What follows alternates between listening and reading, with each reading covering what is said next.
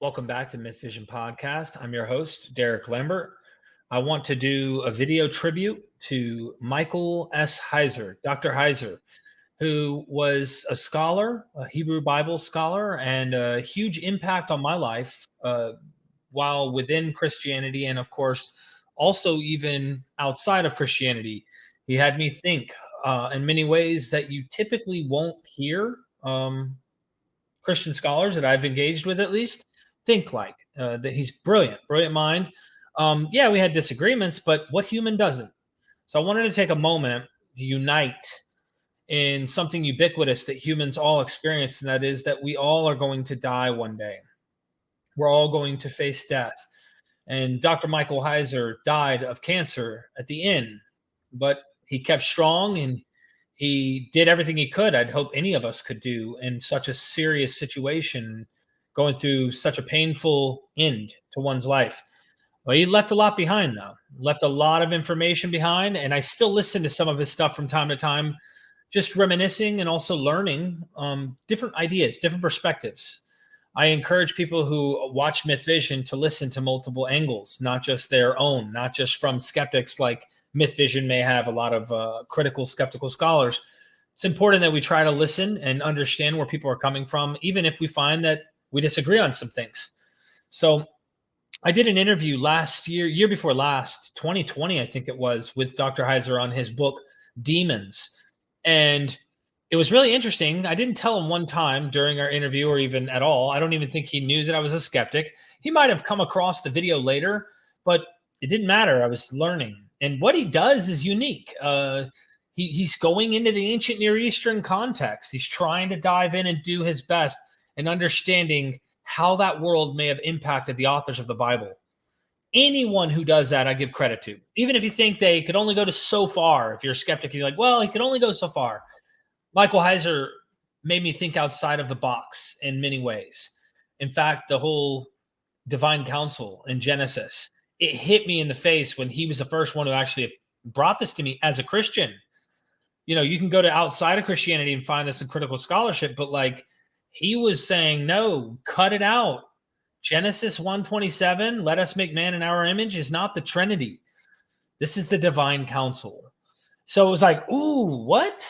And it made sense in an ancient Near Eastern context. So I hope that in this video and in our chat today, we can be positive and respectful. Even if we disagree, we can point out things we may have agreed or disagreed.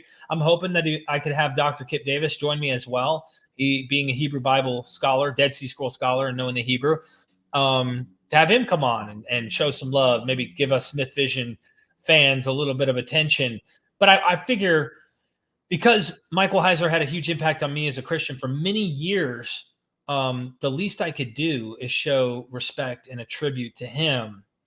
He has had a major impact. So I can't thank him enough. And maybe a moment of silence before we, start our little intro and get into a recording that I did with him. And I'm going to share my screen with you all. So.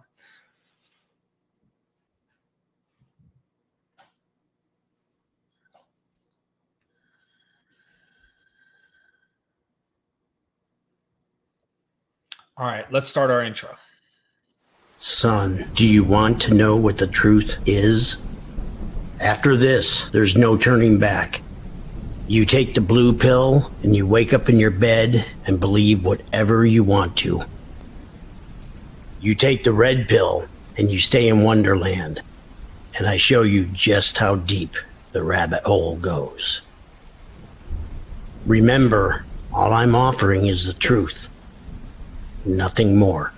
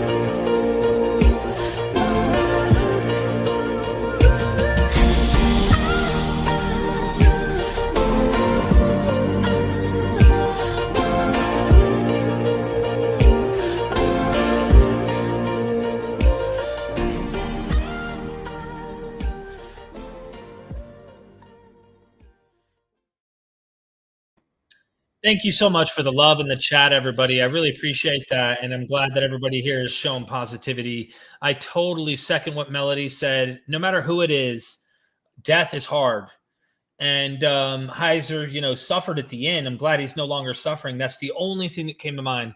When my wife's best friend overdosed from drug addiction, it's a long, kind of funny story, but I was supposed to go and give the eulogy. I didn't know that they had me plan to do the whole funeral, and I'm no longer a Christian per se.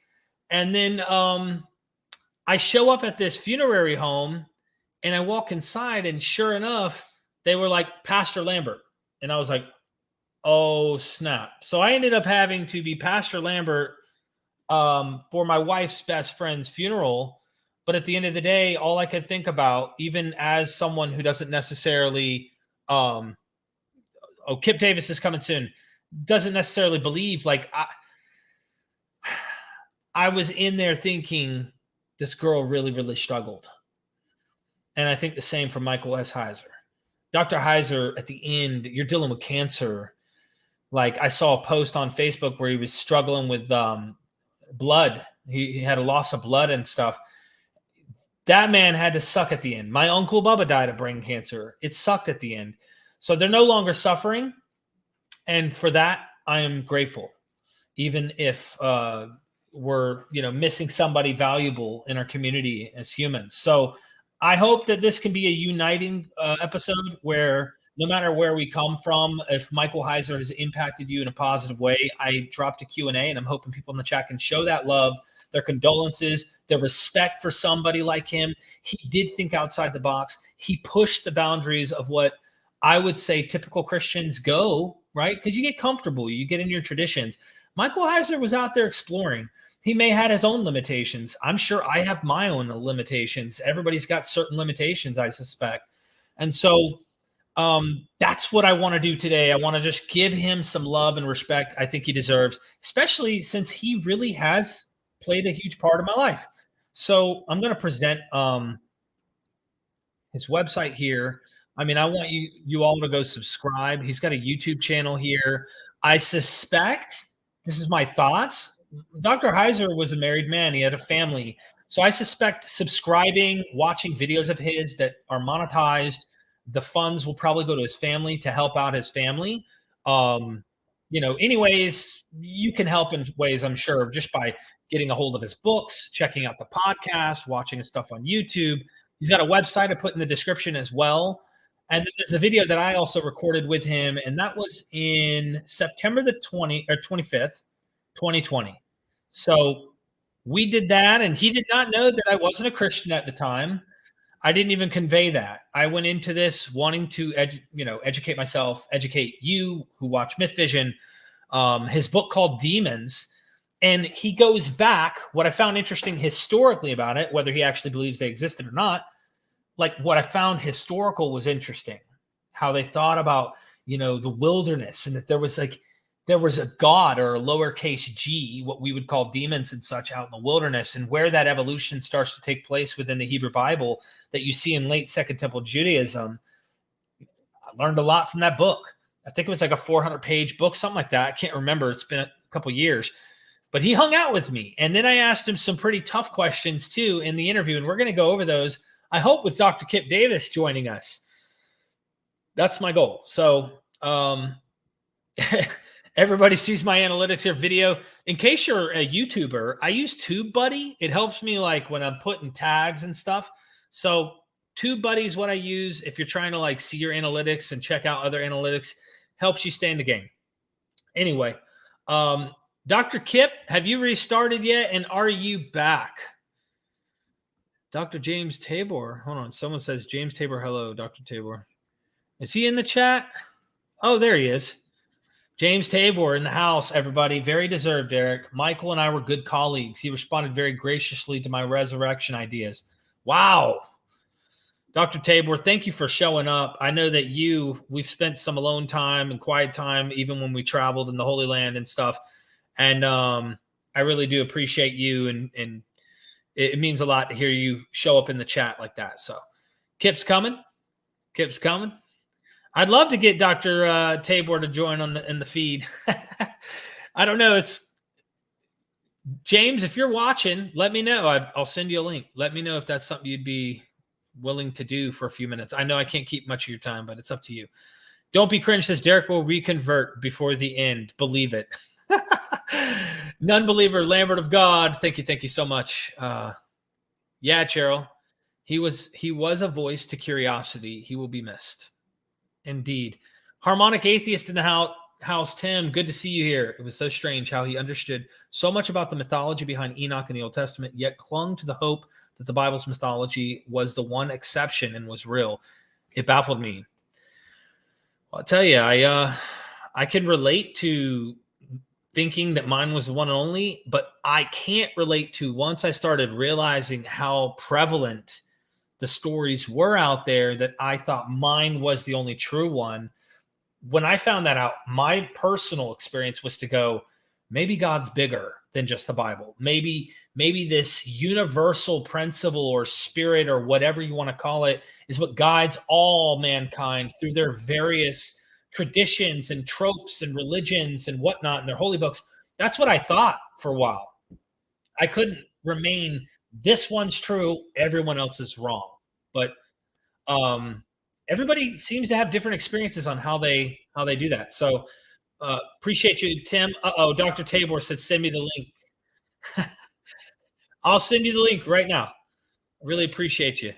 It's good to have you joining me too. I'm sending it on WhatsApp, James. All right, there we go. I just sent it. All right, and I'm going to get this audio here prepared while we're waiting on people to join in, and then I'll stop it and we'll chat and we'll go from there. Here's Demons.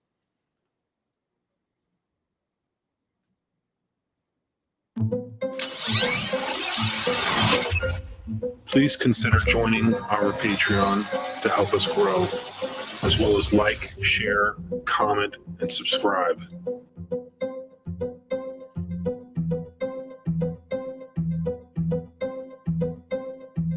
Demons, Michael S. Heiser. What the Bible really says about the powers of darkness. Guys, this is going to be a great show. I, being a skeptic, as you all know, watching my channel, I'm a very friendly guy, though. I can communicate with many people from various backgrounds, worldviews. Michael Heiser has a different worldview than me. Dr. Heiser presents evidence, though, in his book, based off the biblical narrative, that what the ancients actually believed about their own worldview is described quite well, I believe, in his book when it comes to Elohim, demons, Rephaim, giants, the whole thing. Fallen angels, the demon possessions and exorcisms, you name it. He also draws off other sources. I was shocked to read this in his book as a skeptic myself, where most Christians are shy from going towards extra biblical material. You guys will really enjoy this one. We are MythVision. Welcome back. Your host, Derek Lambert. I have a special show today. Let me go ahead and introduce the gentleman. We're going to be talking about his book, Demons. Be sure to go into the description, get this book. It's not only readable for a layperson, but it has some depth to it, scholarly depth to it. Dr. Michael S. Heiser is the executive director for the Awakening School of Theology and Ministry in Jacksonville, Florida. He is the author of numerous best-selling books, including Angels, The Unseen Realm, Supernatural, and the Bible Unfiltered. He earned his PhD in Hebrew Bible and Semitic languages and holds an MA in Ancient History and Hebrew Studies. I've watched this gentleman years and years ago on YouTube. He shot down some of the ancient alien concepts, but he piqued my interest on what's going on in the Bible in Genesis 3, Genesis 6, and other areas. So with that being said, welcome to the show, Dr. Heiser. Yeah, thanks for having me. Thank you. You wrote this book, Demons, and when I started opening, I said, wow, this is a lot of information right on one topic. I mean, is this just going to be focused on demons itself? And there is a history to this. You need to really kind of. All right. I'm pausing mine. I'm going to go ahead and pop you up here, Kip. And I think we'll return to playing certain clips of this that I found interesting. This is a tribute, of course, but are you frozen or are you here? He must be frozen. Everybody, if you think that Kip's going to get an apotheosis one day, press 1 in the chat. Let me get a 1 in the chat by everybody who thinks Dr. Kill will have an apotheosis. He's in very deep thought. Very, very deep thought. We lost him. Oh, Kip, get your internet right, my friend. Look, we got a lot of fans here saying you're gonna get an apotheosis. He just had one right in front of your own eyes. Everybody, he has a missing body. He's part of the topos. Let's continue this until he comes back.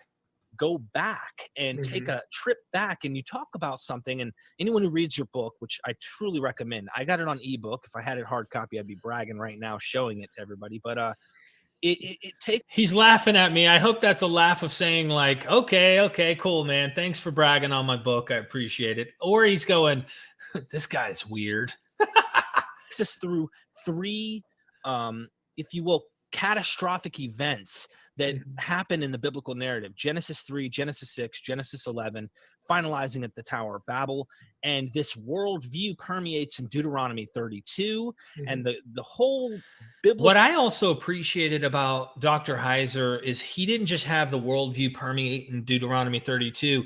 He did some connections to Paul, and Paul saw the table of nations and what happens with the Tower of Babel early on in the Genesis narrative, that Paul's actually using some of that, I almost want to say antediluvian, but also post-diluvian, the post-flood account with why people split and the nations divide and stuff.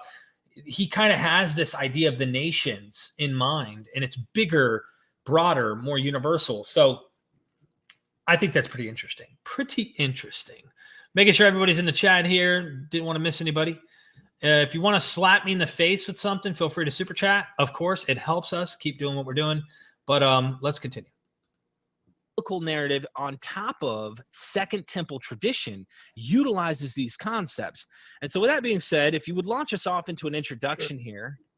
Yeah, I should ask you first, have you read Unseen Realm before you read Demons? No, sir. Okay.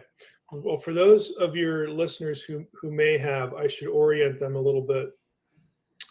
Unseen Realm is sort of the book that I'm most known for.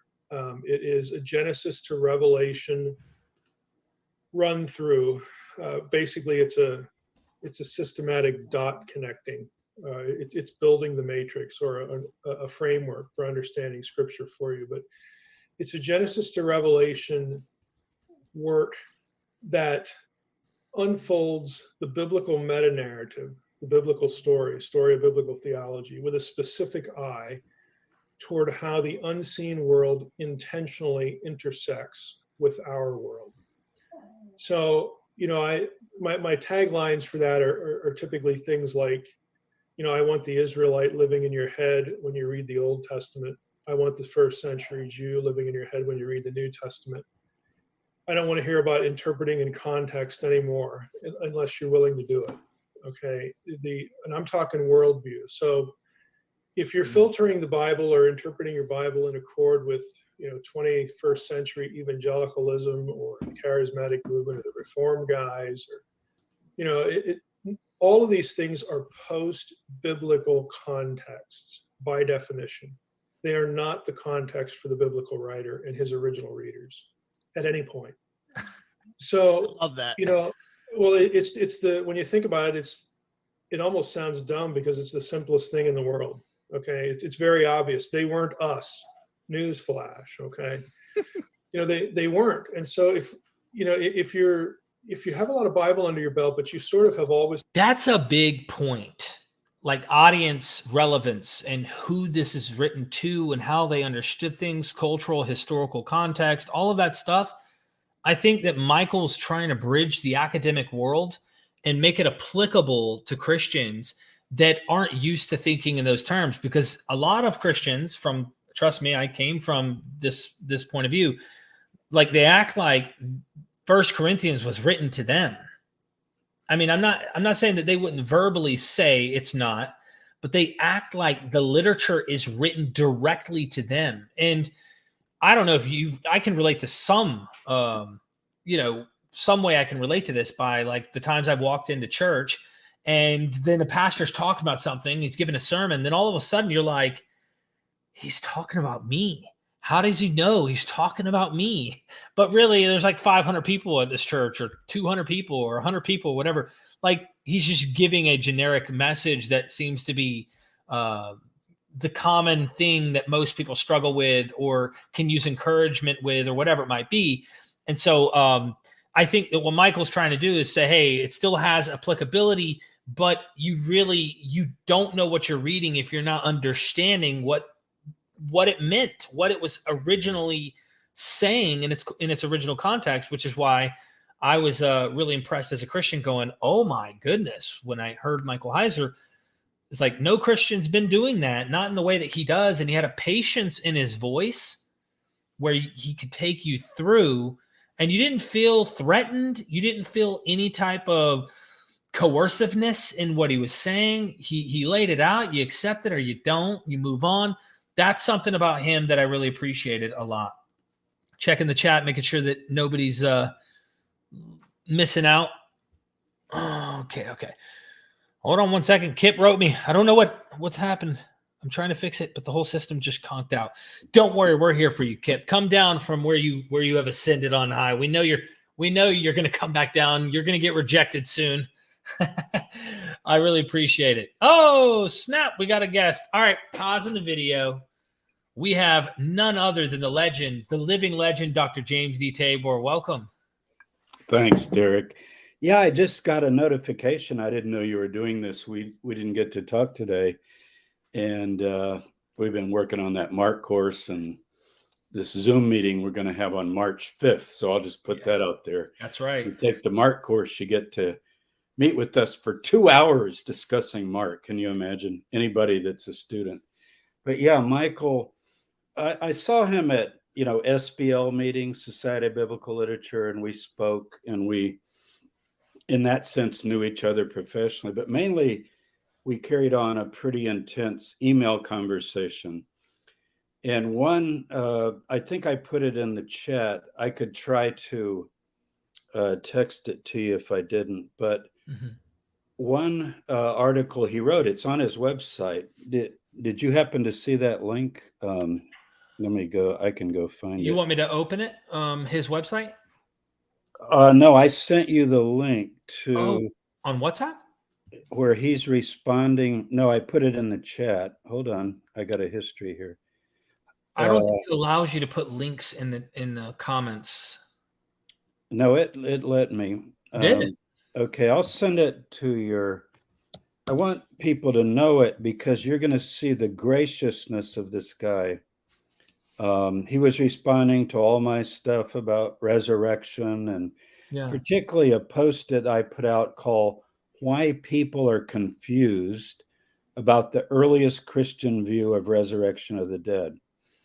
And what he says is, I want readers to know up front that Tabor's post is quite good, stimulating, thoughtful, ironic in tone, just plain old good stuff for those who enjoy biblical studies scholarship. Now, you get the point. Let me send you the link. Comment right now. Just say, hey, I'll make you a mod so you can actually post a link because I don't think it'll let you without it. You'll make me a what? Well, I'll make you a moderator so that it'll allow you. I can send it to you. Okay. Yeah, you could do that. What's that? Anyway, just so people, we don't have to bring it up and read it now, but what an introduction. Here's somebody that is arguing that Jesus is dead and not divine, and he knows my views. And yet I've devoted 40 years to trying to understand the historical Jesus, his importance for Western civilization. And frankly, I didn't spend 40 years on Plato. I spent probably 2 or 3 years on Plato and Homer because I majored in Greek in college. But I've spent 40 years studying Jesus of Nazareth. So there's something there. You could say, yeah, but he's the most influential person in history, and he probably is. And the second would probably be Paul. Although now I'm arguing that it's Mary, his mother, that's the most influential. But we'll get to that. But anyway, just look at how Michael responds Did you send that? I didn't send it yet. I just read you the opening. It's just so gracious, and it shows what an absolute gentleman he is. And look how he says that it's good. I mean, to say this about a scholar, I'm a critical scholar, but as you know, he calls me ironic. That's kind of a compliment. James So Tabor or people essay. should read that. And he's very respectful, and he writes back and then go to the comments, because we go back and forth extensively discussing resurrection. So think about it, to get Mike and James Tabor debating, and he believes in the literal body, resurrection of the dead, and so forth. So, and then this book, Michael, put me back on full, because people can get the URL. You can put it in the, do you put notes in your lives? You know, he wrote a lot of books, but this book particularly, The Unseen Realm, anybody interested in biblical studies should read this book. You already said that he's talking. I've had people, you know how I took you up to Mount Hermon, we went up to that restaurant right at the foot of Yeah. Really people good. Email me later and said, "Oh, you're at Mount Hermon. Did you know Michael said that's the seat of all the gods in the ancient Near East," and so forth. It makes sense with what happened. Right. It is. Yeah. Now, here's the difference.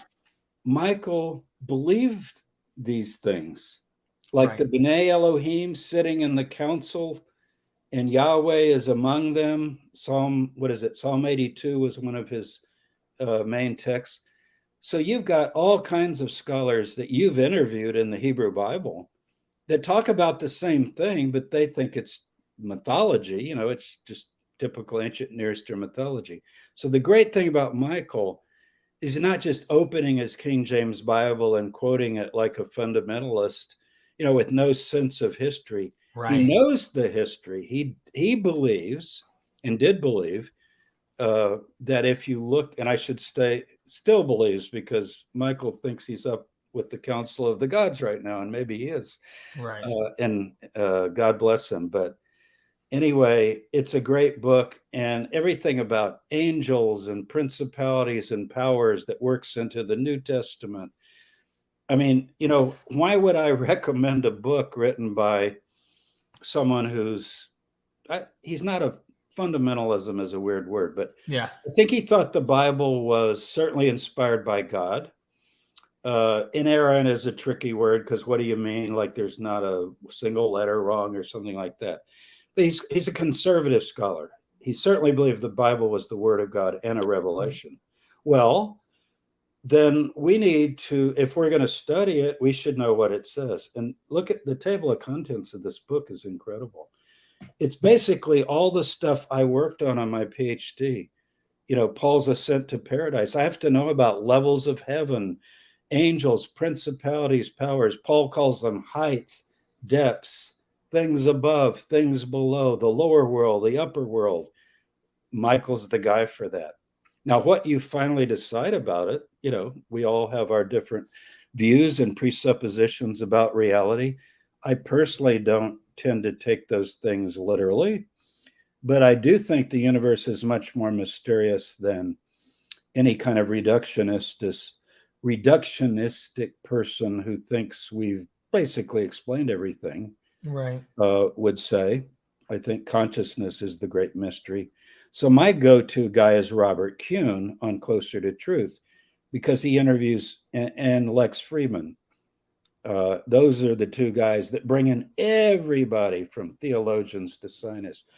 Well, I don't think Robert ever interviewed Michael, but he could have. He could have very easily interviewed Michael, and it wouldn't be like, why are you having that Bible thumper on? Because he's not a Bible thumper, if you know what I mean. Yeah. So anyway, I love him. And when I heard he had cancer, I wrote him, and I was so sad. Yeah. And, you know, pancreatic cancer, man, it's fast and it's horrible. And I'm going to miss him. You know, as I got onto YouTube and he was doing YouTube, I was thinking I would have him on to talk about the heavenly world as he understood it. And I didn't know he had cancer. But if you go to his YouTube channel, he was speaking right up to the end. I looked the other day. And you could Well, check. I think some of them might be, and I could be mistaken They here, but could be older, but yeah, there'd be like repeats of like clips from lectures. I do yeah, have. I didn't check it carefully, but it did Yeah. look like some of it. You'd have to look at the dates. Yeah, that's right. They could have put up something, but in some of those, Well, actually, you're right. Look. yeah. See, he was looking frail. He knew he was. He knew he was dying. Yeah. So Wow. look at him just holding forth, and he's a beautiful man. He's such a beautiful man. He's super kind. When I talked to him, he was, Yeah. like I said, he doesn't make you feel a threat at all, you know? And I appreciate you, Derek, for this approach that you take constantly with people, because we have radical, I don't mean politically, but let's say in our little Bible world, radical left, radical right. We got crazy people. We got all these people that have visions and revelations themselves. Look at our comments on YouTube. Almost every day I get somebody said, I talked to Jesus this morning. Well, they probably think they do. Yeah. And I mean, they obviously think they do. I don't think they're making it up. But I love the way you try to say, let's always be respectful. Let's listen. We can always learn. And even if you completely disagree with what somebody says, and after all, critical scholars don't agree. That's what makes it so fun, actually. That if you all agreed, what are you doing? You know, Paul Williams had what's his name? Ali. Is it Albion? He's really sharp. He's a Muslim professor, has a PhD. He had him on the other day, and I listened to him, and I just completely did not agree with things he was saying. And he's a very devout Muslim, and he was trying to defend it rationally. But he mentioned Bart Ehrman, he mentioned me, he mentioned Paula Fredrickson, he mentioned Dale Allison. So I know he's been watching your stuff. But well, that's a good sign. I like the guy because I thought he would be somebody not just that you would debate with. You know, everybody always wants to debate. Like, I'll stand up for 20 minutes and make my points, and then you make your points, and then I'll have 5 minutes to refute you, and you'll have 5 minutes to refute me. You know, and typically it's like two sides of a basketball game. You know, like everybody's cheering their guy. And is anybody listening and deciding, well, man, you know, I wonder how all this could work out together. You know, maybe my bottom line on fundamentalism is the quote, to be a fundamentalist, you have to have a holy book. This is in the West. You have to have a holy book, and you have to forget that book has a history. Okay. And I don't know who first said that. If somebody can identify it, I appreciate it. Might have been Ron Hindle. I don't know, but I love it. Yeah, Ronald Hindle's got some good stuff. You have a holy book, and then you say, I just read it. And whatever it says, well, more and more evangelical Christians are not doing that either. Like they're like Michael, they're learning the background. They're not just to debate somebody, because they want to understand. And Michael was an expert in Hebrew and Greek and biblical languages and history. So, well, I know that because our trip to Israel, you had some that were evangelicals, but they were way more open-minded than, you know, the fundamentalist. And you all, I mean, I have people who support me on Patreon to keep doing what I'm doing. And they write me privately, I disagree with you, but what a valuable I call these guys high-end evangelicals. They're my friends. You know, David Capes, Craig Evans, Michael Heiser, these guys, they're just top-notch scholars. They work side by side with the academy, with all the main people in the academy. We rub shoulders at all the annual meetings, and we disagree on some of our presuppositions. But I mean, that's what I like about Bart too, is he comes from that, Bart Ehrman. Most people, we live in such a club, I can just say Bart. You should know who Bart is. Yeah. But you work with him a lot too. And Bart will, just tell you, no, I don't think that's right. No, this, no, that. But he's willing to consider a lot of things that people wouldn't consider, right. And he came from that background in terms of, a more fundamentalist faith. So true. Where's Kip? Kip, where you at, man? Come on. We're waiting on you. I think you had an apotheosis earlier, but don't worry. I promise the gods are going to reject him. I want to do this new course, Jesus and the Dead Sea Scrolls, and Kip and I need to get on with some Dead Sea Scroll stuff too sometimes. So Let's make that happen. Yeah. Yeah. Jamie Russell, Christian Middle Earth said, for Tabor, day, year in apocalyptic literature. Okay. Well, I guess it's a double thing. I did a 2-part video on my YouTube channel, jamestaborvideos.com. And it's called The Peril of Predicting Bible Prophecy, The Peril of Predicting the End of the Age. And in that, I think it's in part 2 more, I deal with how people calculate. And one of the ways people calculate is they take a verse out of Psalm 90. I think it would be in recent uploads if you just look on down. But anyway, they can find it. It's called Bible Prophecy. And by the way, I've started sharing my notes. So when you watch the video, you actually have my notes where I'm talking about that. And I deal with the Dead Sea Scroll community and how they interpreted the 490 years in Daniel 9 and the so-called 70 weeks prophecy. But one of the things that they do, and I've been trying to trace the oldest example of this, is a day with the Lord is 1,000 years and 1,000 years is a day. Now that's from 2 Peter. So you've actually got a late Second Temple Jesus movement writer worried about the fact that the end isn't coming, right? Kip is very familiar with this on the Dead Sea Scrolls. The time is at hand. Isaiah 40, this is the time for preparing the way in the wilderness. Well, how long are you going to prepare the way for, like the next 1,000 years or what? They obviously thought it was coming soon, as did John the Baptist, who begins with that very quote, and Jesus saying the time is fulfilled. So I deal with all that.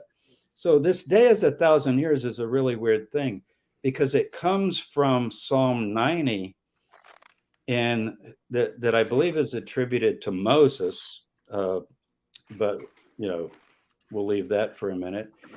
But it does say something along the lines of 1,000 years in your sight, O Lord, are but a day. Now the idea there is that God is eternal and age-lasting, and you know how kids say, "Hey, it's been a minute," which means what today and kind of rap talk. Yeah, it's been a minute, man. Good to see you. So with God, it's been a minute. You say like 2,000 years since Jesus was here. Hey, man, it's been a minute. So Psalm 90, look it up. A day in the eyes of the Lord, Yahweh, Jehovah, is 1,000 years. Okay, so what 2 Peter does is he goes, a day is 1,000 years. So you have 6 days of creation, followed by 1,000 years, millennium. So history is going to last a day for a year.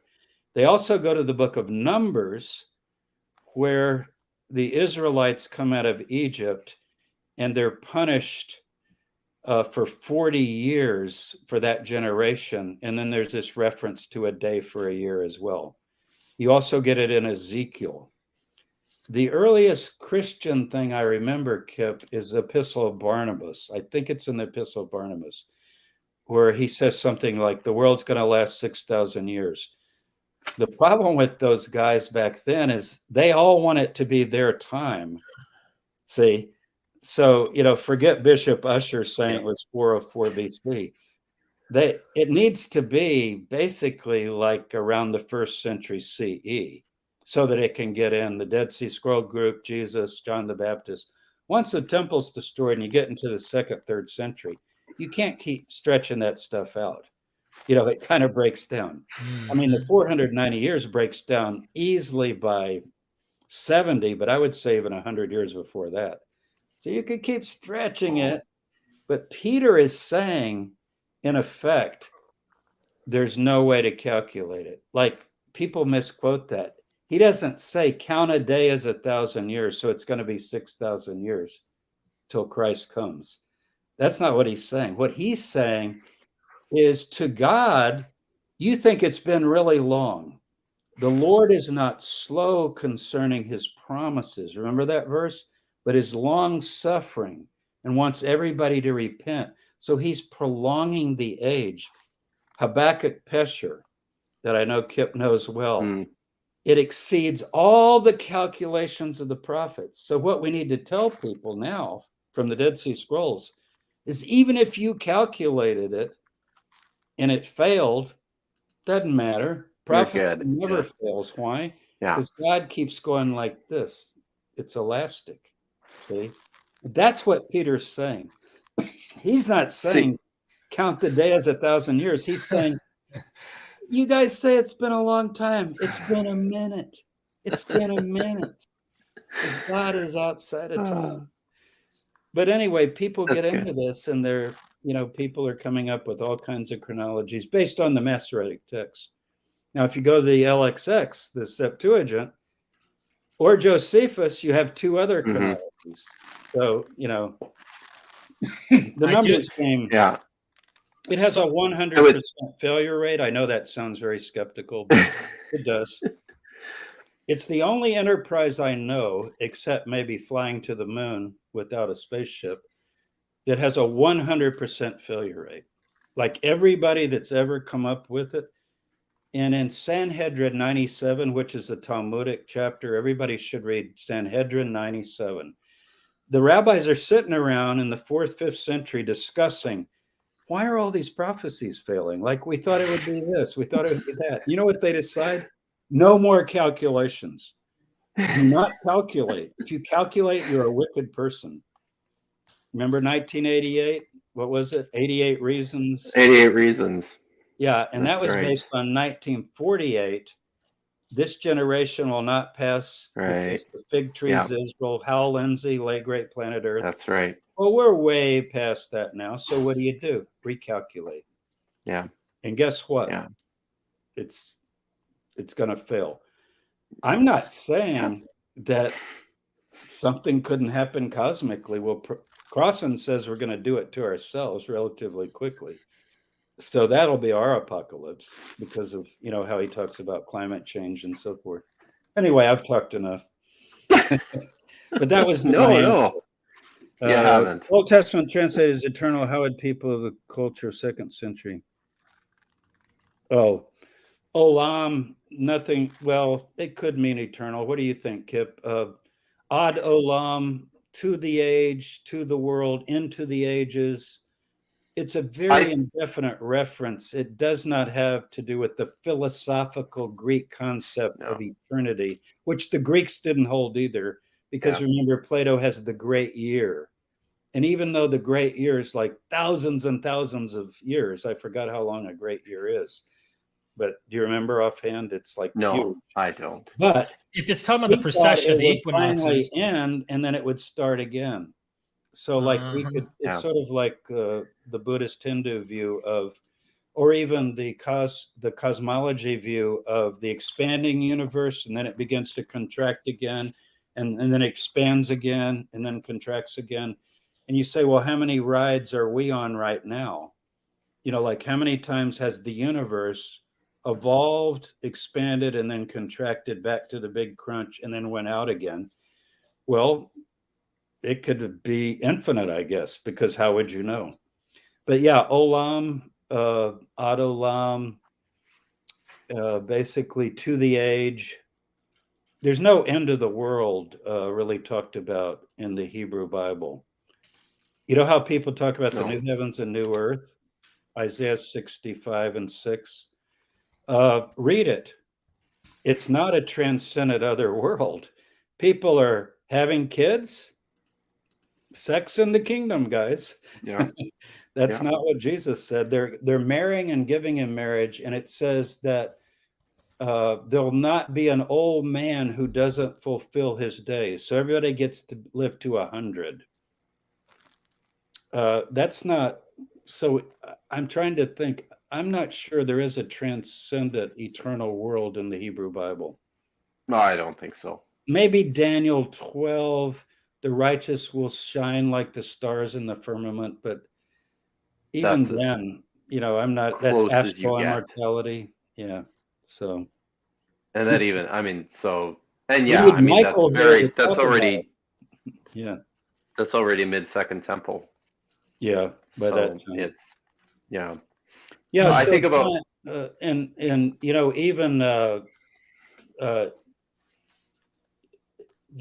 Yahweh or Yehovah, the one who is and was and is to come, or Ehyeh, Asher Ehyeh, it's also would be better translated as continual or something like that. Like we you have mean from Exodus 3? yeah, just I will be I'm becoming what I'm becoming, or something like that. I Or always an understood ongoing, that maybe. as I always understood that as an expression of presence. But isn't more it than also anything. like it? I think it's in the imperfect. So it's like I Yes. will unfold as I will unfold, or something like that. Yeah, but It's not I think eternal. it is an expression of like it's something that's about to happen, but the point that is being made there, and I always read Exodus 3 through Exodus 6, where You've got both. Yahweh sets a very certain emphasis on everything that he is just about to do. So it's it's anticipation. This is going to happen now.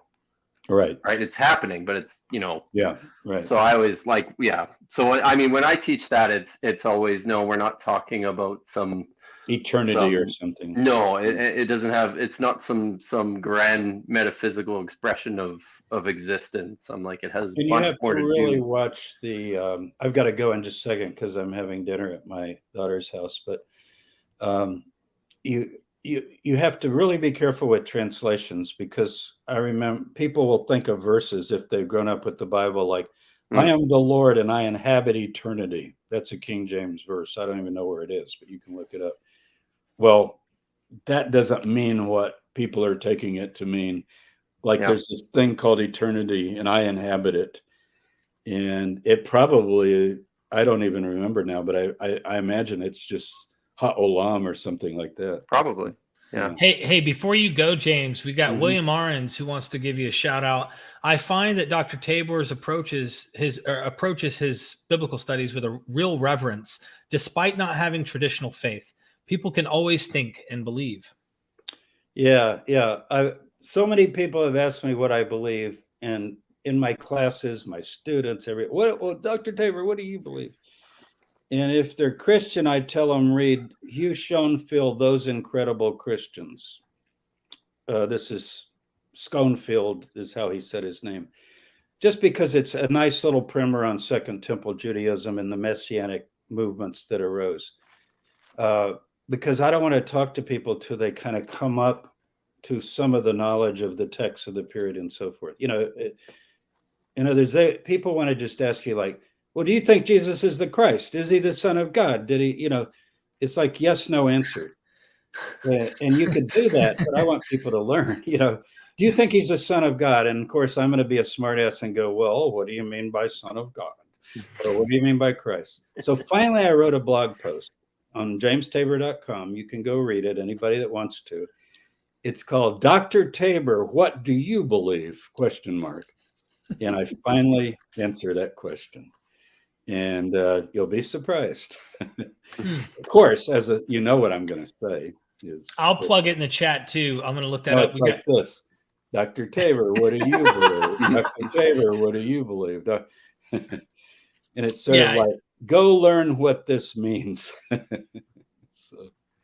I will definitely plug that here and just. Yeah, I got to go right now because I agreed to pick up some food for a little gathering we're having. But James, plug March 5th, noon. Take the Mark course and we'll spend 2 hours with you talking about all your questions. So sorry I cut you off, Kit. Were you going to say something? No, James? I was going to hope that he could answer that one before we go, because I can't. Virgin influence on the popular data, the powers of prayer, a non-direct link, but could redating Book of Watchers. Oh boy. I was just looking at Book of the Watchers the other day, but I certainly think it's in the air, I mean, from the Persian period on, we know that. And so many of them reflect that. But one of the problems is to define apocalypses, as you know, and you've had Collins on trying to do that, and he does a good job of that, and sort of written the book on that, really. He wrote the book on it. Yeah. I do like an older work by H.H. Rowley. Oh, yeah. Great. And it's called The Relevance of Apocalyptic. And I would highly recommend it. It's still in print. And that was, he wrote that in the 1940s, before Incredible. during World War Before II. wow. Yeah. So anyway, I recommend Before that. anyone had seen a Dead Sea Scroll. Yep, Boy. that's right. Okay, you guys, take care. James, have a good one. I'm sharing this in the chat, and tell Lori I said hey, and I look forward to seeing you sometime later this year, my friend. Good to see you guys. All right. James, good dude. Really good guy. Really appreciate him. Kip, you're here, man. The gods rejected finally. you. Yes. The gods have rejected you, man. Is this yeah. better? Are we doing wide? You like wide? Oh, I like wide, but you do whatever you need to do, man. Okay. So Well, what does the audience want? Let's see. Or Type do one. they care? Here, type 1 if Okay. you want us like we are. Type 2 if you want us up close and personal. So 1, like this. Yep. 2, like this. We give them the option. No, this is not helpful, people. You guys are not. There we go. Oh, come on. I need to see an overwhelming number show up. 1 is like this. 2 is like this. I see it. I'm still seeing a very healthy mix. Let's just leave it like this. Okay, fine. Or whatever. Yeah, we'll go close, and I'll just shift my camera. There yeah, if you ask people like that, they're going to make it into something funny. I gotta play. There's lots of ones. There's like a whole bunch of ones in the row. So. One was this way. Oh, now I don't remember what it was. Now. I think this was 1. Everybody remind me when I made up the number system. Remind me. Okay.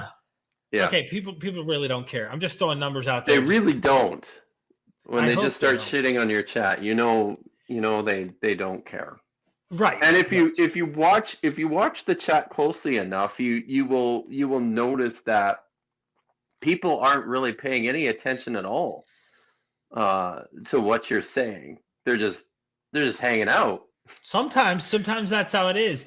There's a spot in this interview that I do want to play, and this is relevant to your work, Dr. Kip, and I hope people subscribe to you too. I put that in the chat earlier.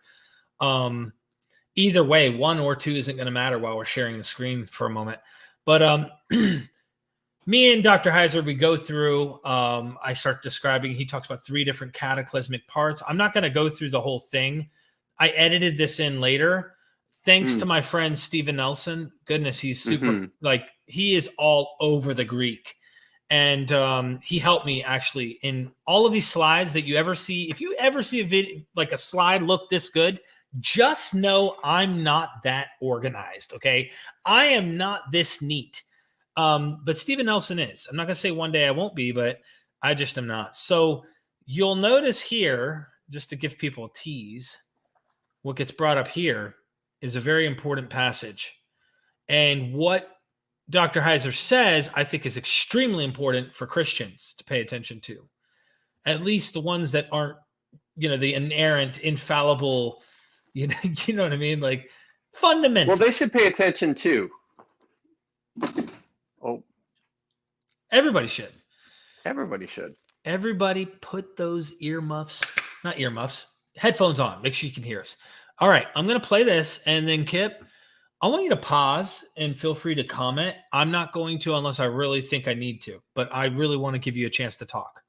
I'm gonna turn my camera on, and I'm still listening, but I think I might have to let the dogs out. So. Did you want to do that for a second, or can you hear it? I can hear it. Okay. Our Bible. Because God confuses their languages, and we get a whole list of the nations in Genesis 10.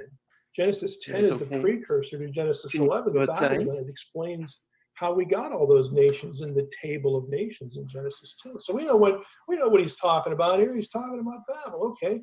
When the Most High gave to the nations their inheritance, when he divided mankind and fixed the borders of the people, he fixed those borders according to the number of the sons of God. Whoa. See, other translations will have according to the number of the sons of Israel, or the Right. children of Israel, the people of Israel, which, again, I can sit here and wax eloquent. I mean, I published a journal article on this, that if you're having trouble sleeping, you can find it online and read it and go to sleep pretty early. It's just one of those things. I can play textual critic here all day long. That's and actually tell you why the Dead Sea Scrolls are correct. The Dead Sea Scrolls say sons of God. right. And if you have a study Bible, you will have a footnote here, and it'll tell you that. Can I ask you a question on this particular subject? Because this is important. I'm popping up something for you guys to check out because this is super important in light of this. All right. So my question is, and you've written extensively in Textual Critical Problems in Deuteronomy 32:8 and 32:43, which are a microcosm of the issue of the Masoretic text priority, if you will, MT priority, the notion of the presumed sanctity of the Masoretic text in the Hebrew Bible. You seem to favor the consensus of most textual critics that these verses are corrupt in the Masoretic text, favoring readings from the Dead Sea Scrolls, which you just got done saying, which is part of my question, but it gets into something. If you don't mind me finishing, this would be great. Greek Septuagint as being closer to the original form of the text. And obviously, these more original readings contain explicit divine counsel language, which may have been intentionally removed.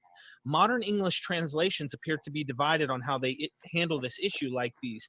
Out of the 20 popular English Bibles, only 7 of them go against the Masoretic text in Deuteronomy 32:8. However, the vast majority of these Bibles, 17 out of 20, favor the Masoretic text in Deuteronomy 43. In fact, the new NET Bible Footnotes edition doesn't even provide a footnote mentioning the existence of a significant textual variant in 32:43, which is why so many of these Bibles go against the Masoretic text in verse 8 while clinging to the priority of the Masoretic text in verse 43. If scholars are correct, and this is summing it up, that the Masoretic text of verse 43 is demonstrably incomplete, missing 2 whole lines, shouldn't the Bible editor be inclined go with the scholarship on this and at least inform their readers of the issue? Well, if you're asking me, and you are asking me, I should say yes. In a passage that is this transparently inadequate in the Masoretic text, the answer is yes. Now, in the real world of Bible translation, all of these things are committee decisions. And so you might have a translator, and depending on that person's stature within the group of people working on the translation, they may win the argument or they may not. I think a lot of people, how can I say this? Because I don't want to undermine confidence in English translations, because they all do pretty well. I mean, I have preferences, for different translation philosophies, but it would be unusual for one to just like, for me to look at it and say, please avoid that. I mean, I can count those on one hand. All right. Right. So what you more or less have is you have publishers that say things like, and I worked for one, so I know I lost this conversation internally at Logos, at Faith Life. People are just used to reading a verse a certain way. So we're going to leave it that way, and we'll put what's probably better in a footnote. That's what they're going to do. And how many Christians aren't reading those footnotes? How many aren't seeing that there's more weight in the footnote of this than there is in the value of the scripture they're reading? Yeah. I just wanted to pause and bring it up because I know that what was just said was a mouthful. It was a lot, yeah. So, and I mean, he's absolutely right about Bible translations. I share his convictions with regards to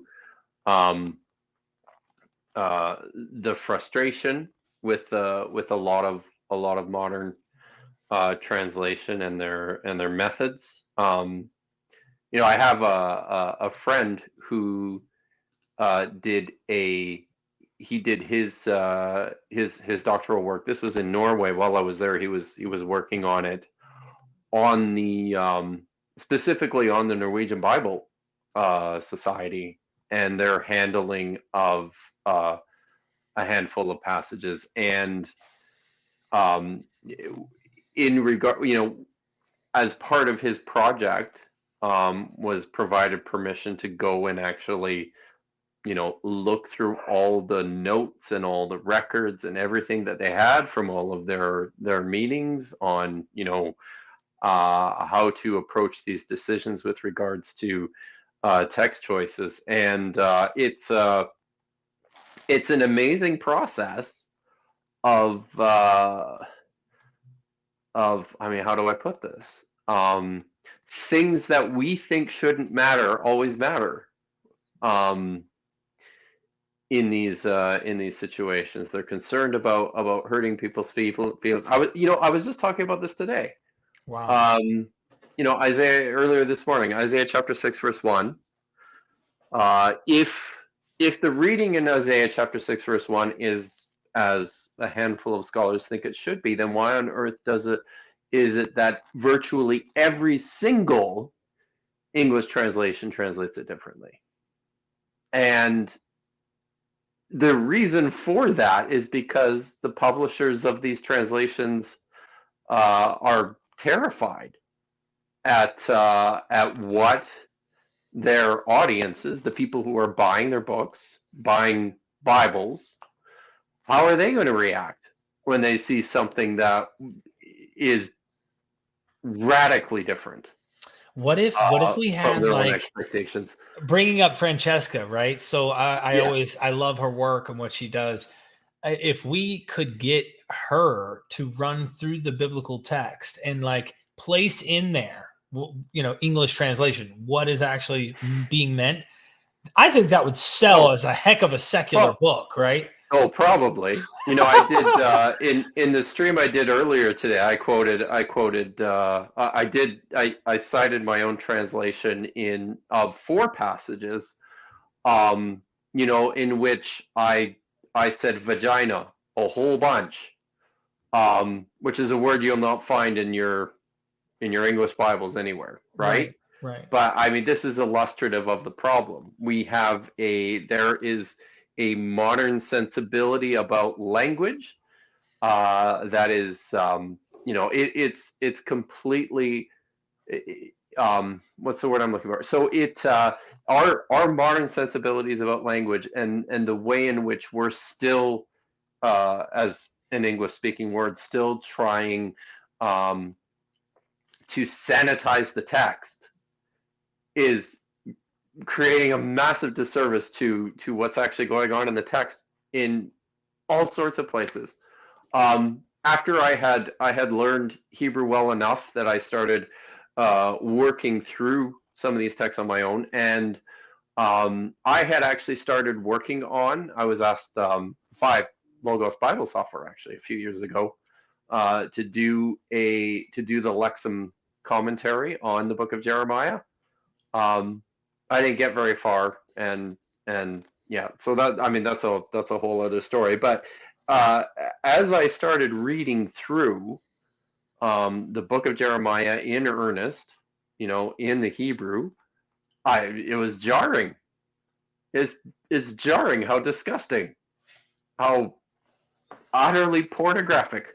Yeah. So much of the prophetic language is. It's yeah. Wow. So, but I mean, Heiser clearly recognized that too. I don't think he would probably not go as far as myself or somebody like Professor Stavropoulos in terms of how we should be translating a lot of these English texts. But yeah, I mean, he was aware of it, and I was going to say, I think, he probably had by far the most carefully creative way of resolving many of these issues, right? Yep. Because I think that's the thing that is. If Michael Heiser, well, I mean, he's left a legacy, and I think this is what it is. I think the legacy should be just the way in which he had managed to I would say, harmonize all of these really strange, archaic, ancient Near Eastern ideas and worldviews into something that represented his modern evangelicalism, and did so in many respects where you could barely see the seams. That's hard to do. Yeah. And I sure as hell couldn't do it. So, I mean, I'll say that I'm still, I am still kind of in awe at how many of the dots he worked at connecting. I don't agree with the way that he connected them, but man, what an effort! Like, and one that I think, well, obviously it was very, an effort that was very, very convincing to a lot of people. Wow. Thank you for that. Yeah, I think he said he sided with the Septuagint over the Masoretic, and then was also implying the Dead Sea Scrolls was correct before they took out those verses. I don't know a single Christian that I've ever bumped into. I mean, maybe except for like a higher critical scholar or something that might agree who's Christian, like if Del C. Allison Jr. or someone like that came across it, they probably go, oh, I'll go with that, because they don't have an inerrancy model or even like a highly overly inspirational model for scripture. They recognize contradictions. They even say there's legends, the whole nine. Heiser seemed to be more evangelical than them, but he's like, yeah, I think they're missing. And because those verses actually fit his interpretation, of course, more, meaning I know you disagree with him on the Deuteronomy Council understanding ultimately, and that Yahweh was actually a subordinate deity to Elyon. But, it is interesting to see how it still worked for his personal, like, hey, give us the gods. You know what I mean? Like, we need the gods. The gods are part of the crew. And the Masoretic's trying to like, let's get that out of here, man. We can't have that. Didn't the Septuagint do it before the Masoretic, though? Yeah, totally. Yeah. Well, so I mean, I think what's happening, what I would say what Heiser was doing was, in a lot of his exegesis and reconstruction, he was following a model that was already mapped out for him by Second Temple Jews. Much of Heiser's reconstruction of the biblical text is dependent on the way in which Second Temple Jews were reading the text. And I mean, basically, so what they were doing was working towards these models which attempted to resolve stuff going on in the older texts, right? So, like, for example, the reason why the text reads as it does, first in the Septuagint, which is the translation of the original, but then already subordinating the pantheon to the status of angels, right? Right. But what's happening there, and I would say what's happening already in the book of Deuteronomy as a whole, like, because let's not forget, the text itself, the Deuteronomy 32, is an independent composition, right?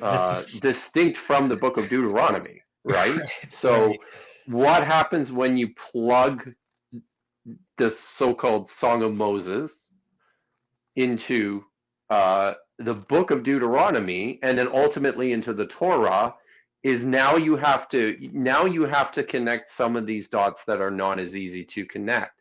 Right. So that's where the event that's being described in Deuteronomy 32 is equated by Heiser with the event of the Tower of Babel. That's why at a later stage, you can't have the sons of God anymore at all in the text. You have to change this to the sons of Israel, because this now has to align with passages in Genesis about the divisions of the nation. So it's a complicated mess that Second Temple Jews are already trying to resolve, and that's where a lot of Heiser's insight came from. I'm telling you, he was slick. He's smart, man. Of course, he has a different interpretation, but that was something that blew my mind. There's a divine council. I thought there was no gods but one God, and of course, you come from more of I'll call it a hyper monotheistic worldview that isn't recognizing that. Let's get through these super chats because I didn't want to keep you too long. I know you were on a long stream earlier today, or at least somewhat long. It wasn't that long, but but it has been a long day. Yeah. Yeah. Constellation Pegasus, thank you for your support. Jews can't agree on what the Shadim is. I can't understand that. It makes no sense on such a basic thing in the Tanakh or Bible. Tanakh or the Bible. Yeah. And I don't know. I'm afraid I can't help you resolve this in the moment. So the Shadim are generally they're like an unclean or an evil spirit or demon, or I don't even like the term demon, spotted throughout the Hebrew Bible. And yeah, there is some inconsistency. I mean, part of the problem here has to do with the way the text developed, and then with the ways in which I guess later interpreters then would go about handling these bits of literature too, right? So it's oftentimes difficult to come to a consensus on these things. Thank you, Constellation. Again, what does the Dead Sea Scrolls have to say about the Shadim? Some rabbis say they were a non-direct creation. They seem to be needed. Well, I honestly haven't looked it up. I can even just do a quick look now to see if the word occurs. Offhand, I'm not even sure.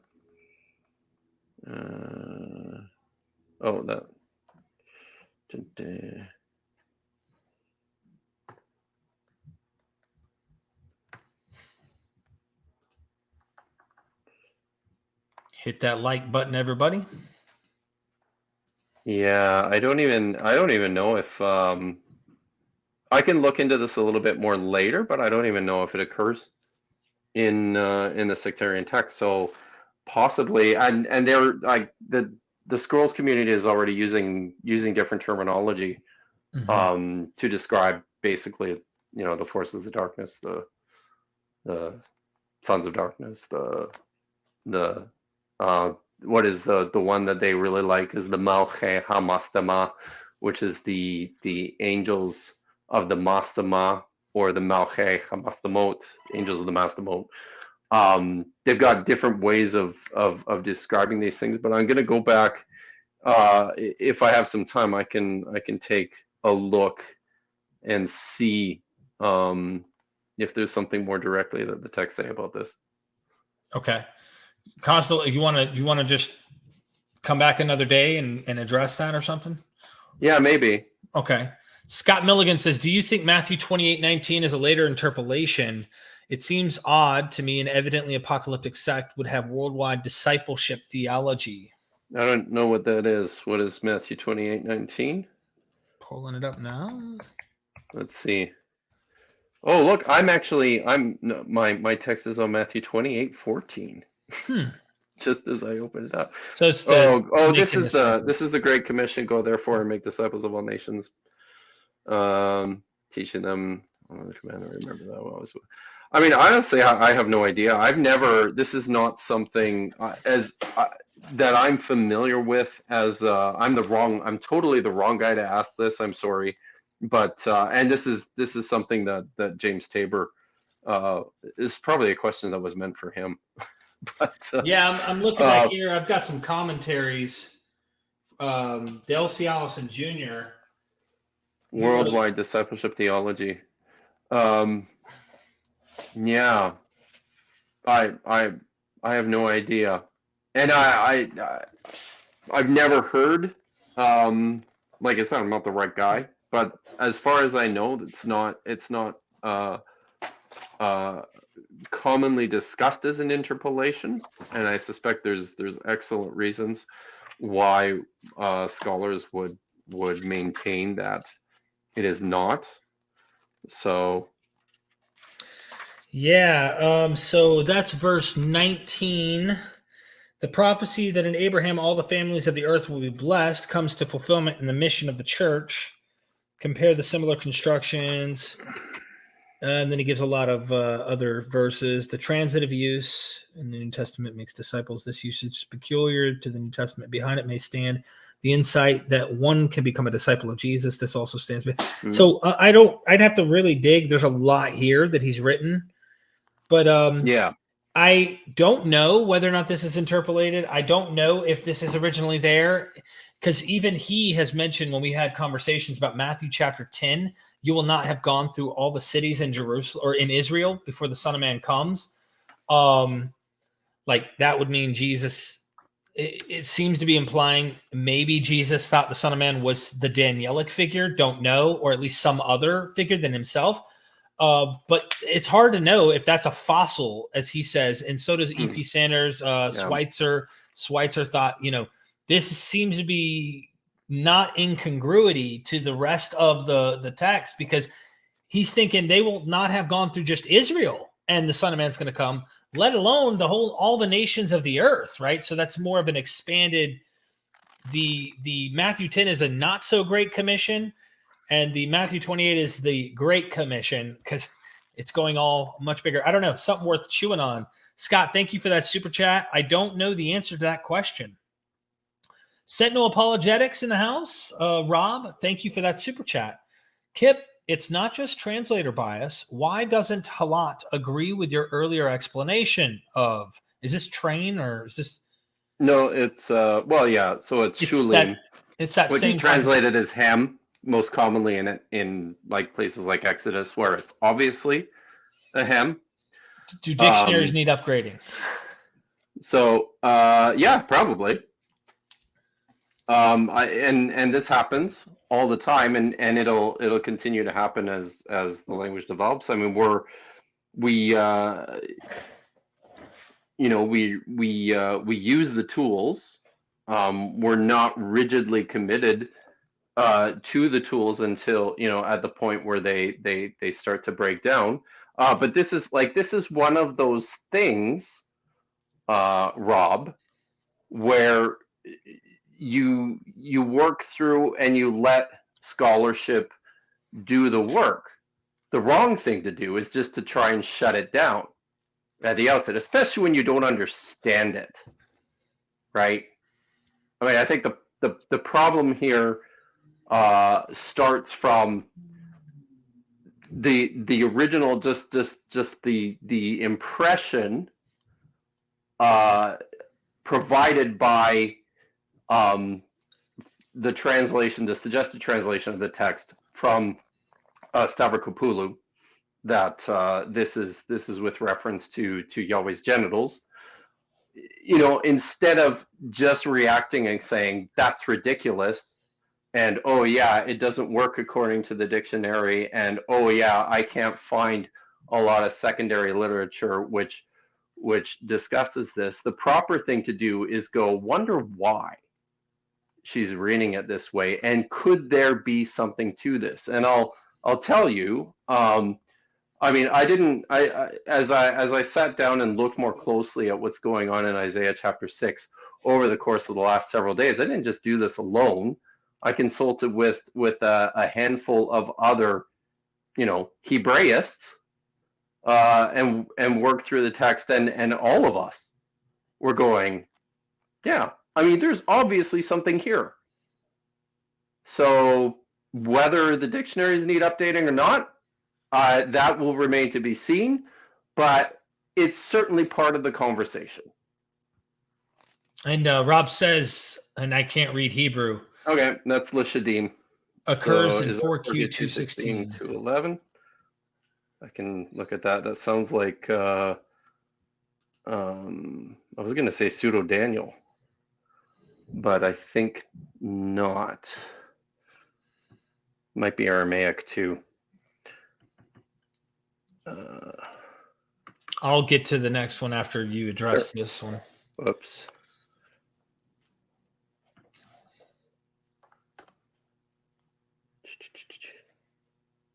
Oh no, it's Jubilees, of course.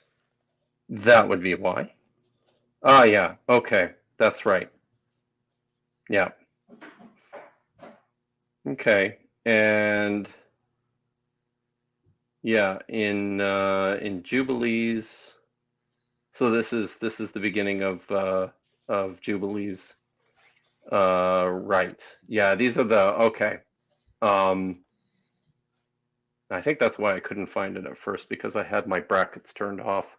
So it's not actually, so the word doesn't actually appear. It's important to point out the word doesn't actually appear in the text. It's been reconstructed into the text on the basis of the translations. But it's probably a good bet that Shadim is there. It takes place in what's called the lacunae, where where there's fragments, but where the editor has had to reconstruct the text. So let me just double check here.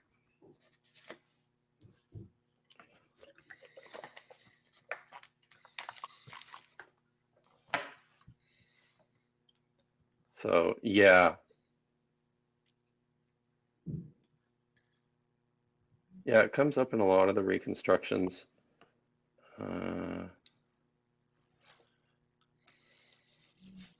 But also, yeah. So anyways, thanks for that. Yeah, it's with reference to demons, but I suspect in some of these instances it's being retroverted from the Greek. Constellation Pegasus says, "Hey Derek, do you have a Greenstone edition Tanakh of the 24 books? The commentary of Isaiah 45 1-7 is so over the top. I can't believe it was written. Evidently, Cyrus was responsible for the temple destruction and exile." What?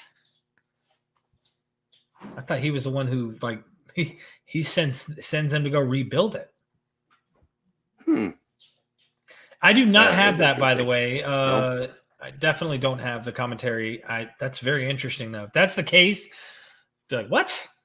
That seems kind of odd that would be there. Thank you. Constellation, really appreciate the support. Sentinel Apologetics, again, Rob says, I don't understand it. Hugh G.M. Williamson, OBE FBA, in his 2018 ICC commentary on Isaiah 6, laughs at Esslinger's proposal, and it's only there. Okay. So what? I mean, given what I've seen of Rob's reading ability, I'm skeptical that he's reading Williamson correctly. I'd have to actually go and look. But I don't know. I mean, what do you want me to do, Rob? Yeah, it's a minority reading. Then he says, yes, it's possible due to 4Q Jube with 4Q 216. Just keep the conversation going. Doc Floromanot, thoughts on wow. What? No, Hassan Gabriel. Yeah, Hassan Gabriel Stili, and as the first posteriori evidence of the Ten Commandments, Qumran copying practices in stone seem to be drawn from Deuteronomy 27, 2-3, or even Joshua 8:32. So I'm of the opinion that the Hassan Gabriel Stili is a modern forgery. And if for those who don't know, it belongs to a private collector by the name of what's his first name? His last name is Yesselson. And it's if I remember correctly, I think it's about 3 feet tall. It's a stone, and it has, I'm pretty sure it's I'm pretty sure it's Hebrew writing on it. But it's been like painted on with like a small brush. I think there have been there was a book of collected essays published by Ehrman's all about the Chassan Gabriel Stele.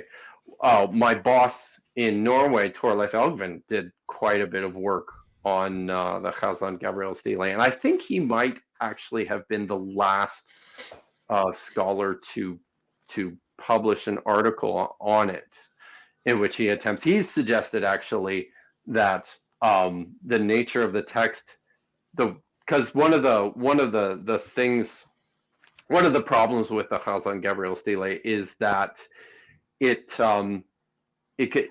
contains a handful of identifiable words and then lots that you can't read, and then another handful of identifiable words and lots you can't read, and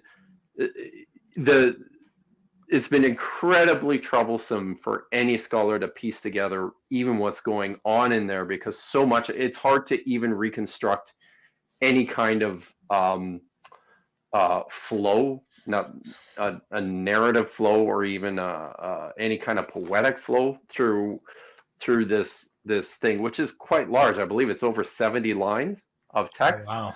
Yeah, it's huge. So Torleif's solution to this was actually to suggest that this was the result of an ecstatic prophetic utterance. This is a guy basically just kind of coming out of his vision trance and just needs to get this stuff down, right? Which is why he says it's super chaotic.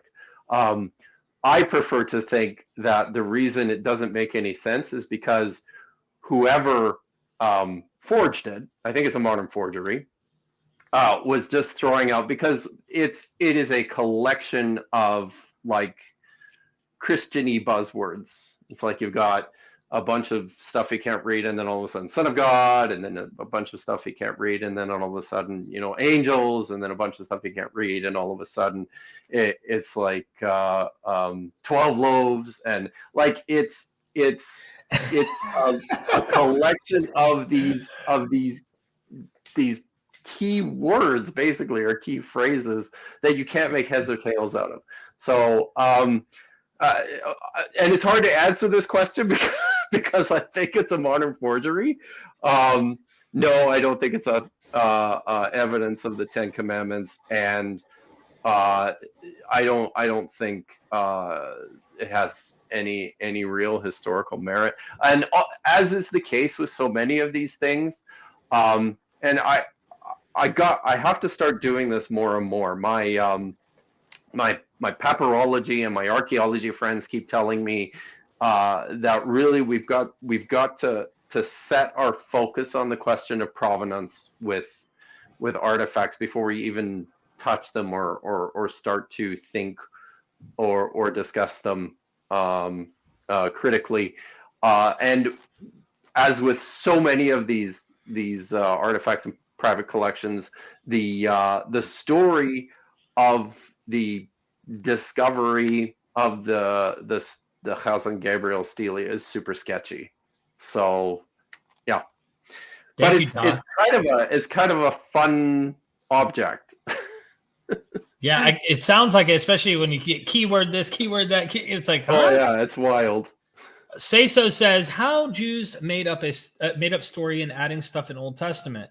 Which part is forgery? How severe is the corruption? How fluid is the text? And what is a lying pen of the scribes? Oh my goodness, there's so much there. So I've seen this looks like a different name, but I think it's the same guy. I've seen him asking tons of questions lately, all in this vein. So made up story, adding stuff to the Old Testament. I mean, that's super complicated. And there's a variety of opinions as to what's quote unquote made up and what's based in history. Oh, I can't see the question anymore. Oh, I thought you. Sorry. No. Which parts are forgery? I don't particularly like that word, especially when it comes to the Hebrew Bible, because the practice of I guess pseudepigraphy, which we see in the book of Daniel, and possibly in Deuteronomy, although Deuteronomy itself doesn't claim to be a direct writing of Moses. It claims to be a collection of what he said, basically. So, I mean, those are really the only places I would say within the Hebrew Bible that you could directly suggest are pseudepigraphy. Almost the entire rest of the text is anonymous. And yeah, it's how severe is the corruption? Again, another question that we don't have nearly enough information about to know.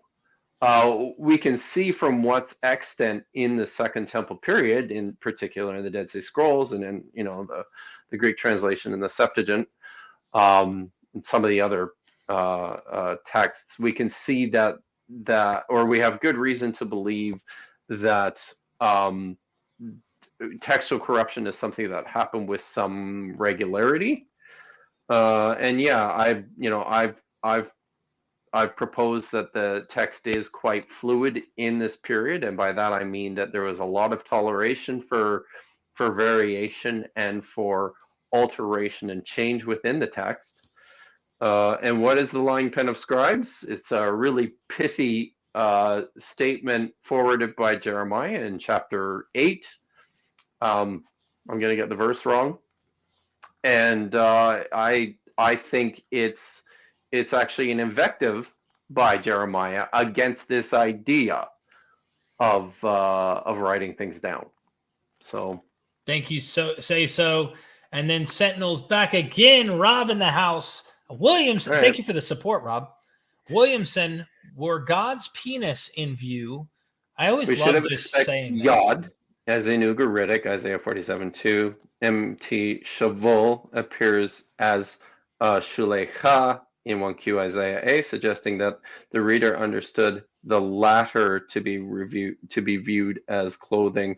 I'd have to look that up myself. I haven't, but I will certainly take a look and see. And that's a potential solution. So, okay. I still don't think this does anything to diminish the validity of an alternative reading. So these are options, Rob. This isn't settled. It's an ancient text, but we're learning more about it all the time. So let me ask this question, since God's penis is on the scene, and yeah, look, God's penis is on the table. I always enjoy this conversation. It's interesting to even think of God having an actual body, and I don't mean it in the sense that people believe Jesus is God and he was a man, and all that. I'm talking about God actually having a body. Are there any places, and maybe the right person to ask would be Francesca on this, but are there any pretty more explicit places?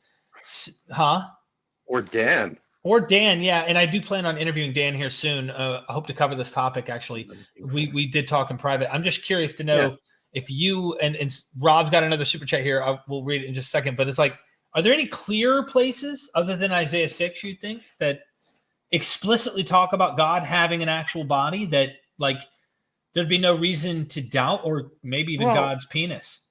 I mean, it's God walks in the Garden of Eden. He builds... he builds Adam like a potter. There's one of the texts I like for this is looking at the two stories of Hagar's banishment in Genesis. Is it Genesis 15 and Genesis 22? No, not 22. It's Genesis 15 and something else, which I think are basically retellings of the same story, and the differences between them are quite interesting. In the earlier one, it actually says that she met Yahweh at the well, as if you would just encounter somebody who was standing there and they have a conversation. But then in the later text, God speaks to her as a voice out of the heavens. There's a text in is it Exodus or Numbers where it literally says Yahweh is standing on a rock, and when when Muslim. I mean, there's Yeah. bits and pieces of this scattered all the way throughout the text where, if we're reading it naturally, yeah, you're gonna read it up. I mean, Yahweh comes to see Abraham in chapter 18 and sits in his tent and eats a meal, right? There's lots of places where he is depicted as a physical being. Rob, thank you again. I really appreciate the super chat. The whole subject has been thoughtfully reviewed by L. Popko. What has happened with Jerusalem in Jeremiah 13:26, RB 117, 2010, and he opts firmly for the traditional understanding of our verse. That's fine. And I don't know. I don't know what you want from me. Yes, the point here is not to say that the traditional reading is all wrong. The point here is to say that there's validity to challenging it. And I don't know what the problem with that is.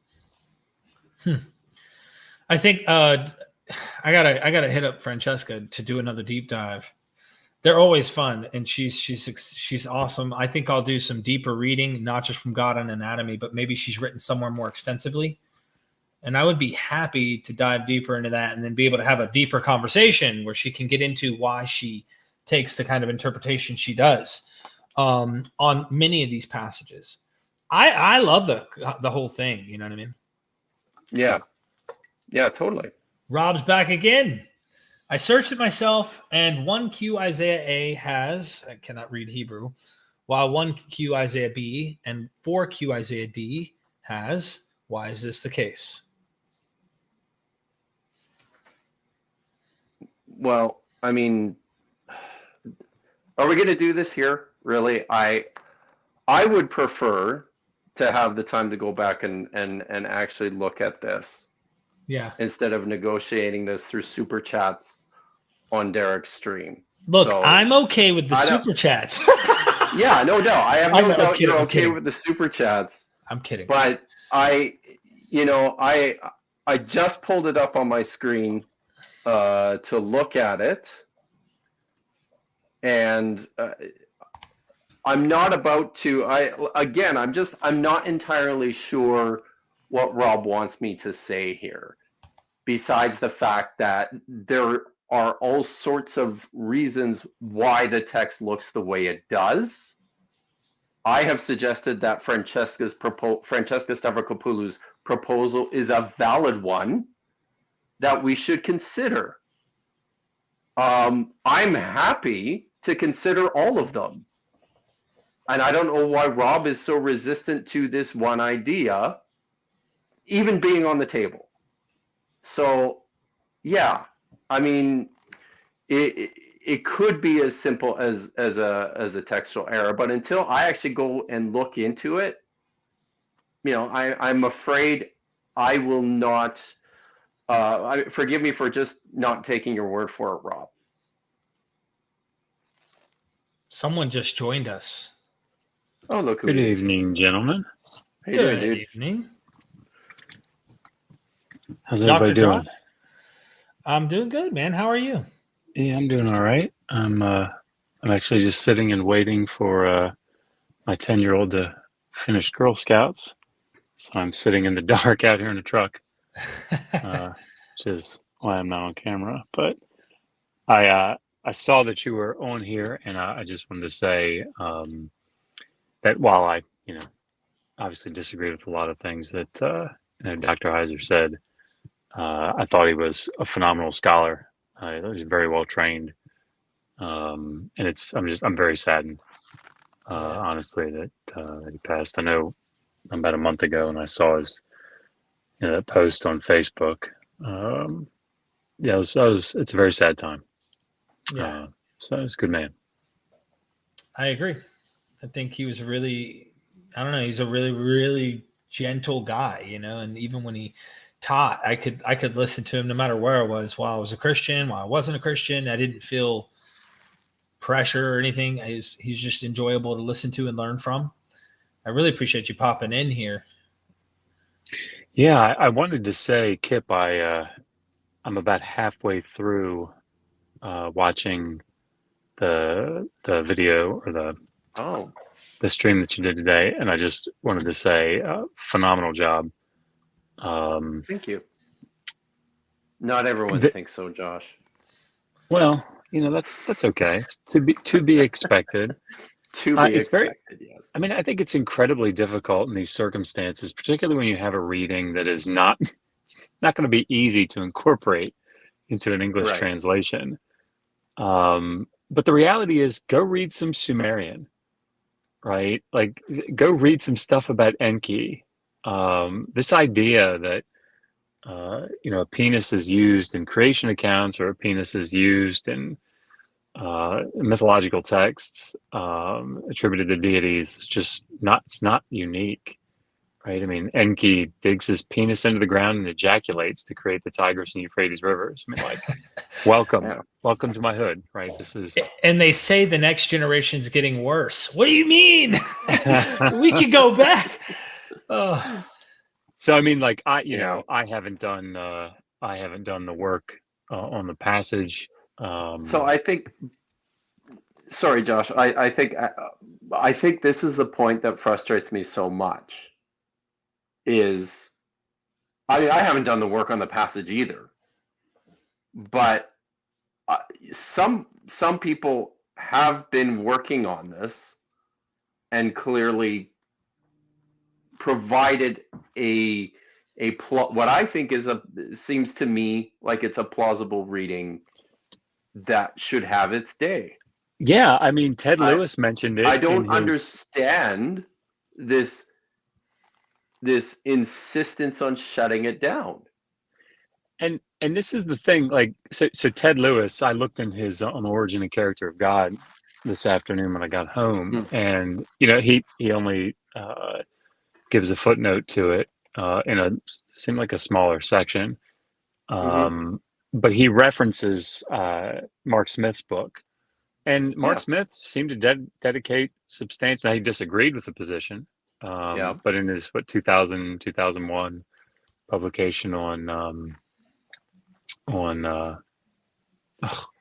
blanking on the title of the book. Anyway, is sufficient enough to dedicate time to it. And it's funny to me what it is that people will poo-poo and what people will grab hold of. Like, I mean, I love Rob, right? And I've known him for a long time. We've had sort of ups and downs, but Rob was one that came out really strong about the baculum, right? Zione Zevit's idea. And when it's somebody that you're good with, or it's an idea that you like, you can take a minority position and roll with it. But it's easy to dismiss something out of hand. And and I'll shut up. But like, as you said in the stream, do you know that this is the correct reading? No, right? But this is how scholarship works. Like, my dissertation, like, nobody should read my dissertation and read the section where I, tried to do something novel and say, oh, Josh, says that here these Sumerian orthographic texts are meant for people to be able to read to themselves these Sumerian laments in Akkadian script. Like, that's what this is actually doing. And to say either, well, nobody has grabbed hold of this and is running with it, so Josh is an idiot, right? Nor should they say, oh, well, Josh said it and he, certainly did all this research, so it must be right. Like, this is how the field progresses. We come up with ideas, we substantiate them, we put them out there, and we see what happens with it. So this seems to me, I think Rob's on the wrong side of this. That's what I'll say. I think Rob's on the wrong side of this, and he needs to get on the right side. And that right side, the right side is not adopting Francesca Stavrakopoulos' reading. That's right. The right side is saying, there's is not continuing to insist that it's stupid. Yeah, I think that there's motivation behind this, right? Yeah. That's how it comes across. Hopefully I'm wrong. Hopefully that's not the case, but it seems like he wants to agree with somebody, and Yeah. I just think that's a bad. I think he's on the wrong side of that, my opinion. Yeah. Josh, I don't think you're it's awesome. yeah. No, Well- I really appreciate you coming in here, and you don't have to shut up. You can keep talking. No, I was just gonna say I'll jump off, but I don't think it's a good idea. This sounds so weird to say. I don't think it's a good idea to be on the side of misogyny in academia. That's just you don't want to be on that side. And for somebody that's going to come on and this was a point that I was talking to Kim about earlier. You know, saying something wrong, saying something off, saying something hurtful. You know, people make mistakes, right? There's no question about this. I always give this example, but I used to always talk about how all my jokes were lame, right? I should not be ostracized from the community for saying that. The reason that I shouldn't be is because when someone said to me, "Hey, Josh, that's hurtful to disabled people, right? You shouldn't say that." I didn't say, "How dare you be so sensitive? How I can say what I want, blah, blah, blah." Right? I said, "Oh, I'm really sorry." And I stopped, right? Because the reason that people get the reason that people suffer consequences in this community, in my experience, is not because they say something wrong. I'm going to make fucking mistakes. double down. Right. We're all going to make mistakes. And that, dude, yeah, I mean, I'm with you. So, there's no other way to put it, Josh, than that. Yeah. Well, guys, thank you for letting me bust in here. Sure. Thank you. No, appreciate it. Well, what do I have to do with it? Out. but thank you all very much. And again, Kip, great job. Thought it was wonderful. Thank you. Thank you guys for doing this stream for Michael Heiser's memories. Good man. Thank you, Josh. All right, guys, take care. Okay, bro. Okay, later. Bye. So. Yeah. Wow. Well, there we go. Well, that makes a lot of sense too, and I agree. I think there's going to come a time when we say something or we're going to do something or whatever, and I don't know. I do care about people, you know, and even people on the other aisle. In fact, the very reason I'm doing this video is I sincerely appreciate the memory and the influence that this man, Michael Heiser, had as someone who's not part of my tribe, right? We have such division. Mm-hmm. And I purposely want people to start to communicate more, to have more flexibility in you know, break down that kind of animosity that goes on. That's my goal anyway. There's my soapbox. It's just, I really agree with everything he just said on that. And I think if people are telling you they don't care what people think or feel or how they feel about what you say in terms of offending people or things like that, honestly, I mean, I just don't have any room to sit here and cater to it. You know, that's just not me anymore, man. I'm more like trying to find a world where we can all show respect to each other and not purposely try to offend or hurt people as much as we can. You know, there's sometimes you're going to be critical of something.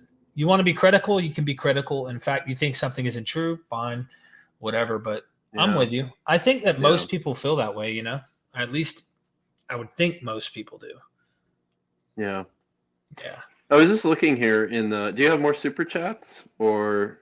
No, I didn't have any. Did you have something you were going to say? No, I was just glancing at the chat here, and Don't Be Cringe wonders who is going to be, I guess, Heiser 2.0 to keep the Divine Council scholarship going. And I think that's actually a pretty interesting question. It will be interesting to see what happens within evangelical scholarship and within evangelical teaching, what happens in Heiser's absence. Yeah. I'll be curious to see. Yeah, and hopefully it's someone who has the same patience and demeanor and Yeah. I still to this day I can go watch a Heiser video and just really eat it up and enjoy it. Sometimes at night I'll come across it and watch a video. He has some insights. You'll notice stuff. You're like, oh, Paul did mention that here in Romans 9-11 or whatever. And it's like he has interesting things he catches that when my first time reading through stuff or second time or third time or fourth time, you'll notice, oh, he caught that. That's interesting. Now, I don't know if he himself found those or if he was studying and found them from other scholarship, but just interesting stuff. You can always learn and keep building on that. Yeah. Hey, did you notice this? I think it was maybe 3 or 4, maybe not even that long ago. It was very recent. Logos Bible Software released like 3 1-hour films on YouTube. Unseen Realm, Angels and Demons. Hold on YouTube? Yeah. Is this on his channel or what is it? No, it's on it was Logos Bible Software did this. So I think they have a channel. Huh. Yeah, let me see if I can find it. I watched starring Corbin Burnson. You probably don't know who that is, do you? No. Is it live? Would they do? He's like a B+ A- actor. Let me see if I can find it. I'm on Logos Bible Software. They got 105,000 subscribers. Yeah, pulling it up now. Use the mobile. Lots of instructional stuff. Yeah. So let me just see if I can find. Oh shoot! Come on. Interesting. When I looked at it, like when I saw it, there it is. Yeah. So yeah, it is on Logos Bible Software. Let me. How long ago? It's just 2. It's 4 months ago now, and they both have already had over 1 million views. There's one called The Unseen Realm. Oh, I see it. Do you see it now? Documentary film with Michael S. Heiser, and then Angels and that's Aliens and Demons. I was pretty sure there was another one on Angels and Demons. Hold on, this has 1 million. Hold on, which one? I see The Unseen Realm. Sorry, where's this? Oh, Angels. See it. Okay. There's another one called Aliens and Demons: Evidence of an Unseen Realm documentary film featuring Michael S. Heiser. Interesting. Also has had 1 million views, but and starring Corbin Burnson. Wow. So, yeah. They really went all out. Yeah, they did. So my guess is they were anxious to get those out before he well, that's good. Before he passed on, but I watched the Unseen Realm one, and it was really good. It was quite interesting. It's kind of funny. So, Dr. Tabor was mentioning Mount Hermon, and we were right there. We ate. Oh yeah, right. At the border of Syria.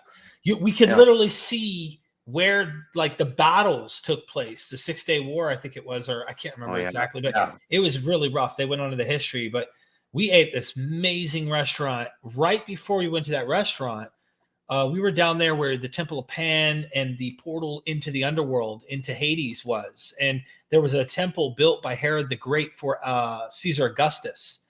And there were temples, multiple temples of different gods. And then that was like right here, carved into the side of the mountain practically. But above is the higher mountain. And I think Hermon was that one or one of them near there. The point is like there was so much rich stuff going on in this Mediterranean world with different gods, and this is right near the area where the gospel has Jesus saying like, who do men say that I am?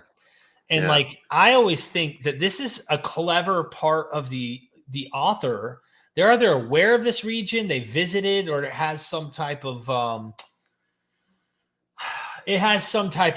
I would imagine. There's cultural memories attached to this place. Right. In some way, there's something there. But Jesus is competing in a way, I feel, The fact that he is saying in this area, who do men say that I am? Like he's pretty much saying, you see all these sons of gods, you see all these various deities and such.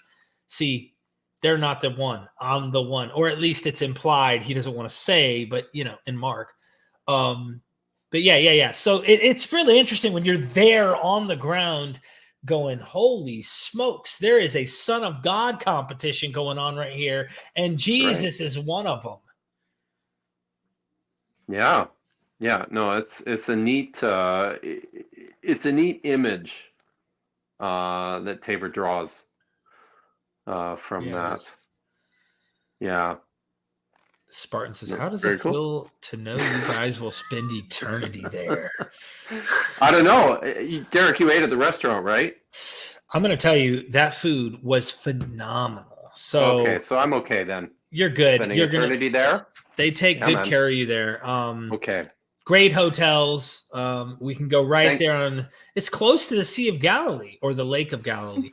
So yeah, we'll be all right. It's not too far. Thank you for your concern, Spartan. You should come join us. Yeah. I think he might actually. He might actually be there. It just depends on which. Is he gonna... If I call the right evangelical and be like, hey, is this Spartan Universalist guy going to heaven or hell? They'll be like, definitely hell. Yes. Yeah. So anyway, I really appreciate it. Kip, any final words from you? I'm going to promote your YouTube here for a second. What do you have coming up? The least I can do is ask you that. One of these days I'll get a new installment of the Dead Sea Scrolls series out. It's slow coming. I had kind of a couple of unexpected interruptions there, so I am like 2 or 3 weeks behind. So that's coming. I do need to say though that on Thursday I will be joining Pat Lowinger of the aptly named Pat doing discovering ancient history with Pat Lowinger. He and I are going to be appearing on Gnostic Informants channel on Thursday evening. And we're probably going to be talking some more about Isaiah chapter 6:1 because apparently this is the topic du jour this week. Oh, and I guess you and I and Josh are going to be on oh yeah. Well, it's Wednesday. I think it's tomorrow, actually. Yeah, tomorrow, and then I'm trying to do a stream for David McDonald. We got to get him some subscribers, so I'm hoping Thursday we could do something, even for a little while, to try and push his channel to break 1,000 subs. Oh, okay. I'm hoping. Is that David McDonald? Let me just look here. Is that Deep is Fruits? That? Yeah. So I'm going to be on his show in March. The goal is between now and March, I'm trying to help push his channel to get him over 1,000 subs so that he can, get monetized and stuff like that. Yeah. And try to help the community out. Help him out, people. Yeah. It costs you nothing to subscribe. Let's get him some right now, actually. Even though we haven't pumped it out Thursday, I'm hoping to pump it out there. He has 600 subs. We literally need 400 more. And we can do that. Yeah. So here is the YouTube. So I will be appearing on, it's a mega stream, people. A mega stream. You're not kidding. It'll be myself, Dr. Joshua Bowen, Dr. Jennifer Bird, Dr. Dan McClellan, Dr. Moat, the famous Matthew P. Monger. We're all going to be there. And we're all going to be talking about biblical slavery. We're going to be talking about slavery in the Bible, slavery as it developed through Second Temple Judaism into the New Testament, slavery, the implications of this in the modern world, and much of the apologetics that's used to excuse it. It's going to be good. Absolutely. Make sure you stay tuned. Kip, you're going to be all over the place. You're already all over the place. Apparently. But you're going to be all over the place. And I have a course coming out. I was just about to say that. I might as well tease them a little. What do you think? Like just to at least show them. Do you have something that we can? Nothing edited? Tease them with? Yes, something I could tease them with, but I'm not. This is exciting because All right, I'm going to let people in on my little secret here. If you've stayed this Okay. long, you have earned your salvation, like for real. We don't do the one saved thing over here. You earn it. All right, you You know, have earned. did you know as you dig that up, it's interesting, Derek. I came out to my family over the Christmas holidays as an atheist, my wife and I, and my brother. all Really? did. Yeah, and it's very interesting because my stepmother is convinced that we're all fine because once saved, always saved. But my father, who's married to my stepmother, is convinced that we're all going to hell. So, Yeah, flip a coin, man. So this, Yep. just so you know, this is these are the high quality course recordings, which I haven't edited yet. But if you want to see Dr. Kip's mug, to give you a teaser here, I'm going to show you it's here. in 4K, guys. Oh, it's Aye, high aye. quality, man. It's definitely high quality. So be on the lookout for that. And these are courses that we have to edit.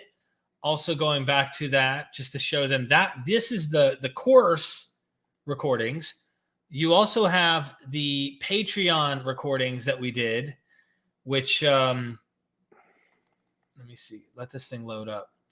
This is all Patreon. My angle. I had Derek Bennett join me for some of them, and Kip, which I got questions answered for those who support the Patreon. I don't play around. You help support me. I'll try my best to make people happy there. And I pop it up, but I really don't know. If you saw the face of Kip, you're going to be terrified. 24 recordings. Yeah, it's a lot. This is all. These are just Patreon. And then we have YouTube promotional ones. So these are all just you, right? And I'm working on these. These are all coming soon once the course is out. And that's a 19 lecture course. I think it's 18 or 19. Anyway, it's a lot. We got a lot with Kip coming. I'm working. My course? Your is course. 18. Yeah, 18. Yeah. Right now, I've been editing Dennis McDonald courses. There's Dennis's angle. There's my angle. The audio from StreamYard that I've been getting. I've got the YouTube promos, Dennis. So this is all Dennis stuff for YouTube. My angle. I mean, there's a lot here. I've got so much. This is the finals. I've already recorded 3. I almost want to tease people. Can I tease people here, Kip? Sure. This is coming up with Dennis. Actually, let me do this. People are getting like front row seats to the secrets here. Okay, here we go. Let me do share screen. What does no, not that. Scrolling down. Bear with me. Let me do this here. Boom. Okay. Here we are. Let me know if you can hear this too. Dude, I'm telling you, this course blew my mind. Even re-listening to it, I have the privilege of both recording it, then having to digest the material by editing it. Check this out. Oh, wow. That looks awesome. Huh? Sorry, I was just saying that looks awesome. Right away, it already looks good.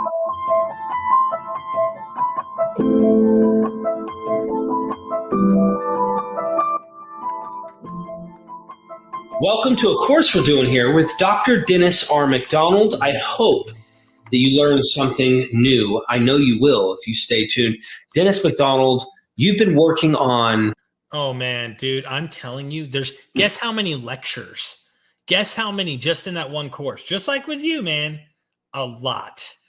I have just in Dennis's course, right? These 3 are final. I've still got 15 to go.